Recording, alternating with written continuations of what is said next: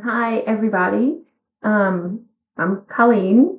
This is take maybe 1000 on trying to make this video. Okay. Um, First of all, I wanted to thank anybody who's actually watching this, especially all the other students in the class. I want to thank you guys for all your discussion posts, all your comments, all your feedback to me. I really enjoyed the class and I really enjoyed the readings, but I did find them challenging at times. So I really relied on your comments and your insights to really help me understand the course. So thank you very much. Um, okay, so I want to give just a little bit of a warning. At first, my topic is about the singing courtesan. So this is a topic for mature audiences. So I wanted to let you know that I will be talking about the courtesan, about the social norms around sex, around singing, around gender that she kind of transgressed. Um, if I could find a situation in which this would be applicable and students were open to learning about this, I think one of the ways that I would present the topic to my students is to make a connection with a modern job that actually doesn't involve sex.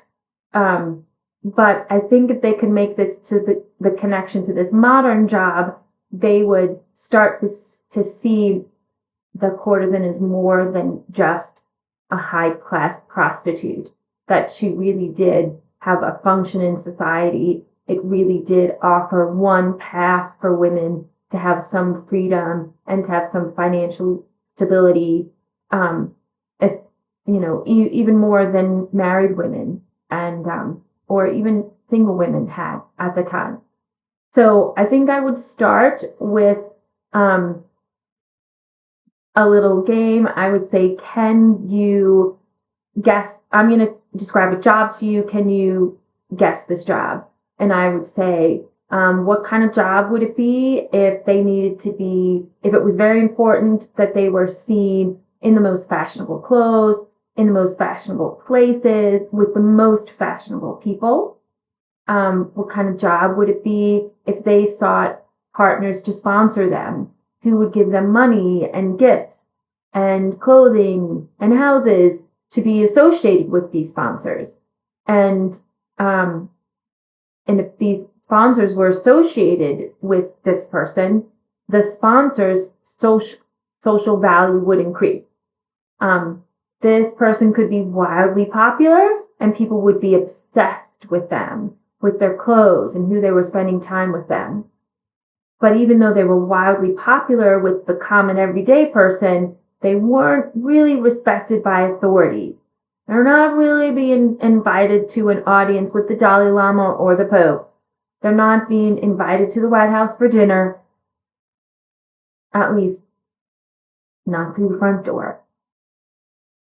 If you were wildly popular in this job, you could have great wealth. However, you could lose your wealth if your partner got tired of you or broke your contract, and you could lose your popularity and wealth overnight. So I'd ask them, what do you think this job is? And hopefully they would say a social media influencer. And then I would say, yes, but I have more to tell you. So I would say, I see why you said that, but that's not the job I was thinking about. And so I would add, what kind of job would it be if you had a beautiful voice and you used your voice to get sponsors? And then I would say, and what would it be if you promised your sponsors not only to be seen with you, but that you also promised them sexual favors? What job would it be then? And then, of course, the answer would be the singing courtesan. So, um, let's see. The reason why I chose this topic was because all summer long I've been fascinated by the absolute deep bias that society has had against the female singer and even against the female voice. I really couldn't understand, how did the female voice become so dangerous? And how did it become so sexual, just so erotic? I feel like I understand a little bit of that in today's culture, that the human voice is sexual, the female voice can be sexual, but not like it was when it was basically just outlawed by the church, when they were singing courtesans. So I really just wanted to understand what was going on in society. What did society believe about the human voice, that it could be defined as something so sexual and so dangerous. So, in my research, I found a great paper by Bonnie Gordon that talked about the singing courtesan and her sexual capital, her cultural capital. And so she really explained to me how the voice came to be defined as dangerous, how it came to be defined as sexual. Kind of like you can say alcohol will reduce your ability to be reasonable, okay? Just the way in our textbook, the writer said the church was against female singers. But in our textbook, it doesn't really say why. And I wanted to know, just the way you would know, like, how alcohol affects your body. How does it cause you to become unreasonable? I wanted to know, how is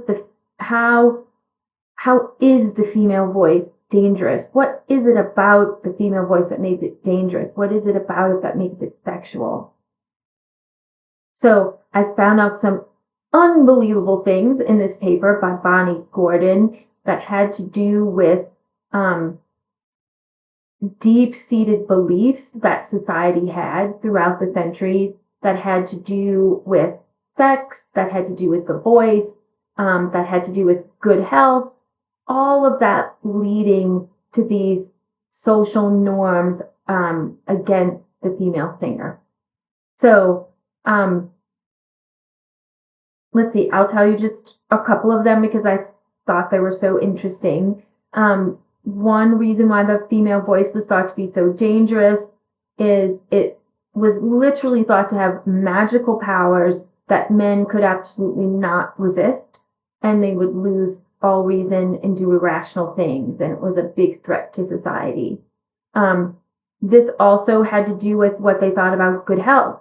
Ancient Egyptians, ancient Romans felt like part of being in good health was to maintain an appropriate body temperature, and that singing raised your body temperature in both the listener and the performer. And so that made it dangerous because it put you at risk for illness. So you were at risk for losing your reason. You were at risk for losing your health. Another reason why singing was so dangerous was because it could compromise your chastity, a woman's chastity. So this belief was more in the 19th century or the 18th century too, that a woman's chastity was fragile and could be corrupted by anything done in the extreme or anything done in the excess. So, or anything that required excellence. So like reading or writing or wearing luxurious clothes, or eating spicy foods. Anything done in extreme would compromise the female chastity because it was considered to be so fragile. And singing, of course, required great skill. You had to be knowledgeable in reading and in writing, and required great skill over the body. So they felt like that this put their chastity at risk.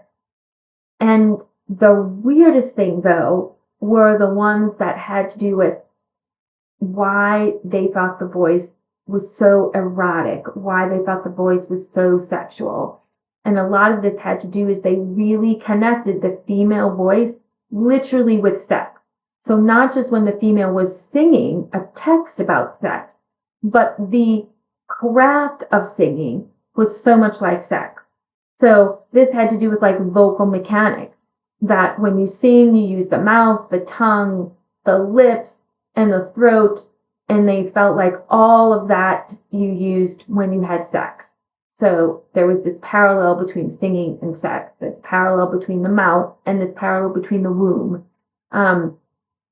There was also this one guy who wrote that the opening and closing of the glottis when you sing is like the opening and closing or the motions that the female makes during orgasm. And so, of course, that's dangerous to do out in public in front of people. So I thought that these were kind of like myths, and I thought these ideas and these beliefs were kind of out there, but it really helped me personally understand, okay, this is what society believed, if this is what they thought about singing, about sex, about the body, about the power of the female voice. Well, okay, well, that's why it was so threatening. That's why it was so dangerous. And so I pursued that in my paper. And then I also talked about that in the PowerPoint that I have attached. The one other thing that I did in my paper was to look at how Verdi treated the most famous courtesan, perhaps, Violetta, in the opera La Traviata. And what I said in my paper is that he mirrored the courtesan's ability to transgress social norms. He did the same thing with how he, one, transgressed social norms, but also transgressed the musical conventions of 18th century opera to create a 19th century opera that was new and different. So I talked about things like, the plot, for one, that he chose, unlike an 18th century opera that would be about myths or heroes or kings or nobles, this opera was about a common person. It was not only about a common person, but a fallen woman. I also talked about how he changed the musical convention. In 18th century opera, there was a rigid distinction between recitative and the aria. The instrumentation changed, their point of their use in the opera changed, and their musical sound was very sharp and distinct. And you can tell when one ended, and you can tell when one began. But Verdi did away with that convention, and he was a little more through composed. And so, like at the beginning of La Traviata, Violetta's on stage for 12 minutes, and she sings 3 different arias. And there's not a big distinction between recitative and aria. There are arias, and then there are moments where the action continues, but they're of great melodic interest, and it shows a lot of emotion and really creates a strong dramatic effect because the music doesn't stop and then start and stop and then start. Another thing that he did was while the singers were not in the aria and they were doing something more like the recitative, the orchestra would actually have the interesting melody part. So not just chords accompanying them, they would actually have melodic interest. And this again heightened the drama of the opera. And so you can see just the way the courtesan transgressed the social norms.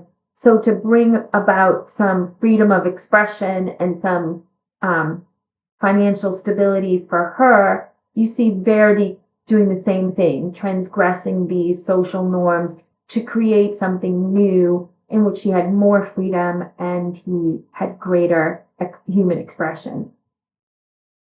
So that was my paper and my PowerPoint presentation. So thank you very much for watching. If you have any questions or comments, let me know. I look forward to seeing all of your work. Thank you. Bye-bye.